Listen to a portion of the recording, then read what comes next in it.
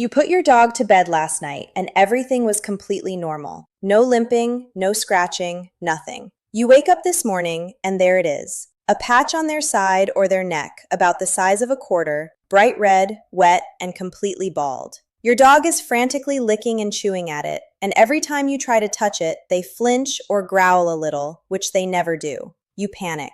Is this ringworm? Is this mange? Did something bite them? You grab your phone and start typing red raw spot on dog skin into Google at 11 o'clock at night, terrified of what you're going to find. I want you to take a breath because I've seen this exact scenario hundreds of times in my clinic. And in the vast majority of cases, it is not mange, it is not ringworm, and it did not happen slowly. It happened in hours. It's called a hotspot. And today I'm going to explain exactly why it appeared so fast. Why the thing most owners reach for first actually makes it worse, and the simple two-step routine that will start healing it within 48 hours. Hi everyone, I'm Dr. Lisa Jung, your neighborhood veterinarian. In today's video, we're going deep on one of the most common emergency-style calls I get from panicked pet parents. The sudden angry red patch that seems to appear out of nowhere. By the end of this video, you'll understand exactly what's happening under your dog's skin. You'll know the two things you need to do tonight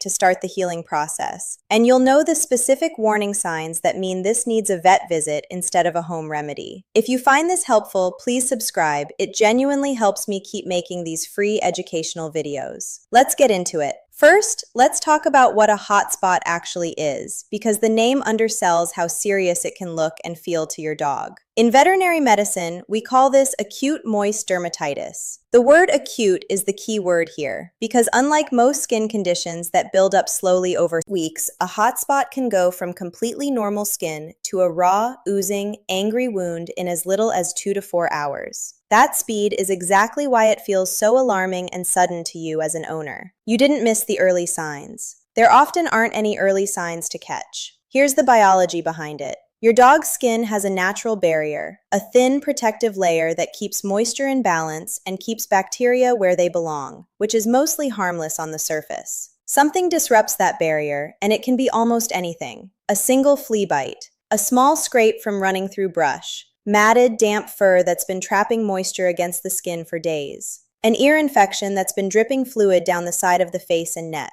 Even a bee sting or a patch of skin that got wet during a bath and never fully dried out underneath a thick coat. Once that barrier is broken, even in a tiny spot the size of a pinhead, becomes intensely itchy. Your dog does the only thing they know how to do about an itch. They lick it, or they chew it, or they scratch it with a back paw. Here's where it gets ugly. And this is the part almost no owner understands going into this. A dog's mouth is warm, it's wet, and it is absolutely loaded with bacteria. Every single time your dog licks that irritated spot, they are doing 3 things at once. They're removing more of the protective outer skin layer, they're adding moisture, and they're depositing a fresh layer of bacteria directly onto broken skin. The bacteria that thrive there most often are a type called Staphylococcus. And in that warm, wet, damaged environment, they multiply explosively. This creates what I call the itch-lick-infect cycle. The itch causes the lick.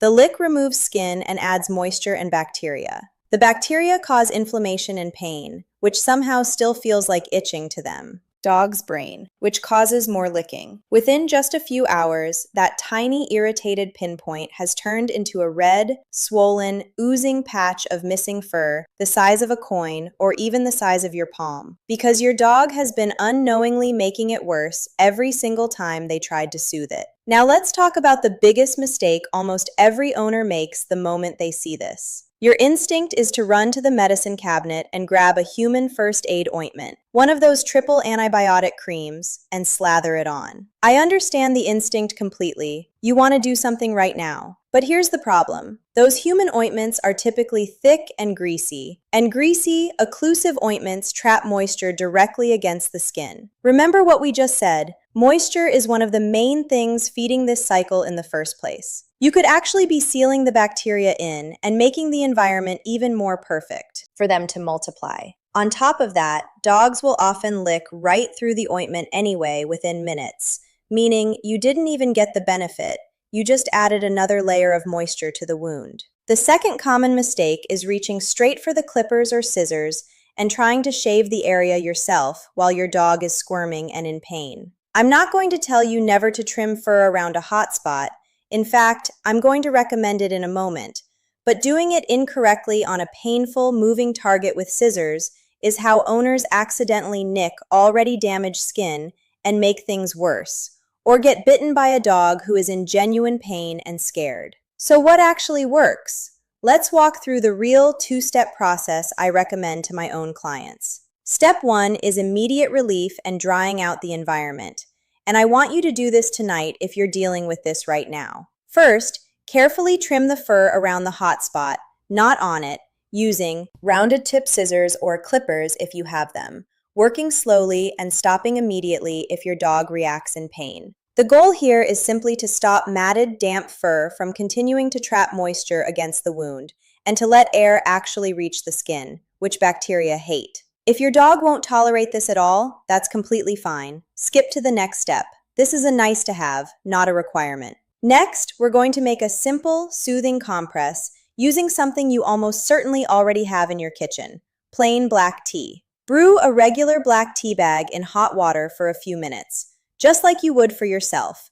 Then let it cool completely until it's room temperature or slightly cool to the touch. Dip a clean, soft cloth into the cooled tea and gently press it against the hot spot for about 5 minutes, twice a day. Here's why this works. Black tea is naturally rich in tannins, which have a mild astringent effect on skin, meaning they help gently tighten and dry irritated, weeping tissue. And tannins also have some natural antibacterial properties. Unlike a thick, greasy ointment, a tea compress is water-based and evaporates, so you're calming the area without trapping moisture in. Here is the single most important instruction in this entire video. After every single time you apply that compress, you must dry the area completely. Pat it gently with a clean, dry towel until there is zero dampness left. If you have a hairdryer and your dog tolerates noise, use it on the coolest setting, held several inches away for 30 seconds. Remember, this whole problem started with excess moisture feeding bacteria.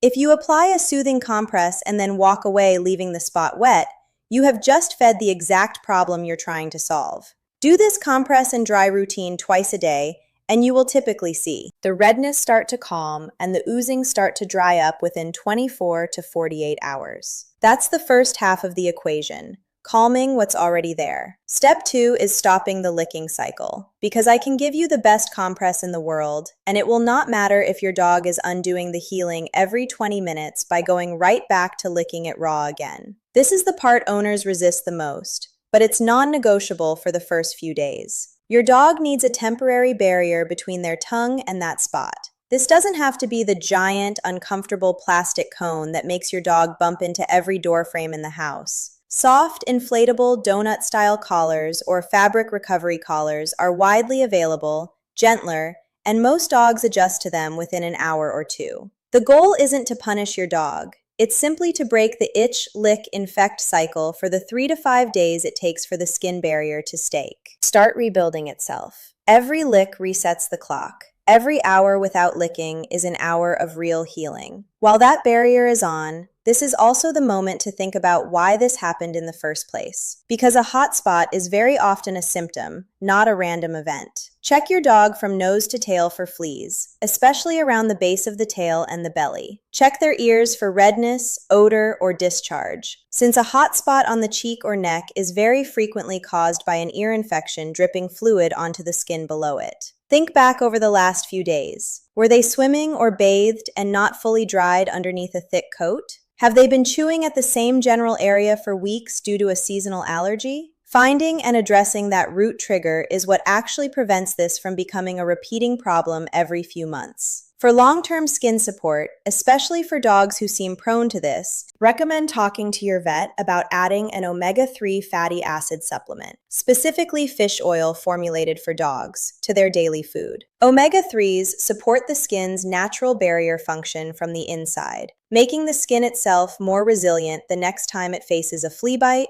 a scrape, or a damp day at the lake. Now let's talk about when this is not a home care situation, because this is genuinely important, and I never want a video like this to delay someone from getting real medical care when it's needed. Please see your veterinarian instead of relying on home care alone if any of the following apply. The hot spot is larger than roughly a 2-inch circle or seems to be spreading rapidly hour to hour. There is thick yellow or greenish discharge rather than clear fluid. Your dog seems lethargic, feverish, or is not eating normally. The area smells noticeably foul. There are multiple hot spots appearing at once across the body. Or you simply do not see any improvement after 48 hours of consistent home care. Hot spots can occasionally develop into a deeper skin infection called pyoderma, which genuinely does require prescription oral or topical antibiotics from your vet.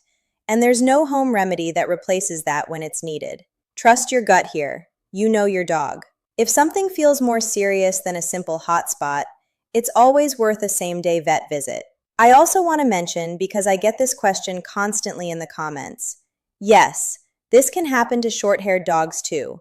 And yes, it can happen to dogs who've never had a skin issue in their life. Certain breeds, particularly double-coated breeds like Golden Retrievers, Labradors, and German Shepherds, are more prone to hot spots simply because their dense undercoat holds on to moisture longer. But any dog with access to water, grass, fleas, or an itch can develop one. Let's do a quick real-world example, because I think it helps to see how straightforward this actually is once you know the steps. I had a client bring in her Labrador, a dog named Biscuit, who came home from a lake trip on a Saturday completely fine, and by Sunday morning had a raw, weeping patch on his hip the size of a golf ball. She was in tears, assuming something was seriously wrong. We trimmed the fur around the area. I showed her the T-compress technique. She picked up a soft recovery collar from the pet store on her way home and did the twice-daily routine along with keeping him fully dry after each session. By Tuesday, 2 days later, the redness had faded significantly and new fur had already started growing back in. No antibiotics needed because we caught it early and broke the licking cycle immediately. That's the entire difference between a hot spot that resolves in 48 hours and one that turns into a much bigger, more expensive vet visit. How quickly you interrupt that itch-lick-infect cycle and how consistently you keep the area dry. Let's recap the full plan. Step 1. Trim the fur gently around the spot if your dog tolerates it. Apply a cooled black tea compress for 5 minutes twice a day. And dry the area completely every single time, because moisture is the enemy here. Step 2. Put a soft recovery collar on for a few days to physically break the licking cycle, because no compress can out-heal continuous licking. While that's happening, check for the root cause: fleas, ears, allergies, and consider an omega-3 supplement for long-term skin resilience. And remember the warning signs that mean it's time to see your vet instead: rapid spreading, thick discharge, fever, lethargy, or no improvement after 48 hours. Your dog isn't being dramatic when they're frantically licking at a hot spot. It genuinely is intensely itchy and uncomfortable for them. And now you know exactly how to help. Has your dog ever had a hot spot seemingly appear overnight? Tell me what happened and how you handled it in the comments below. I read every one of them. If this video helped you understand what's going on with your dog's skin, please hit like, subscribe, and share it with another pet parent who might be panicking over a red spot right now. I'm Dr. Lisa Jung. Thank you for taking such good care of your dog, and I'll see you in the next video.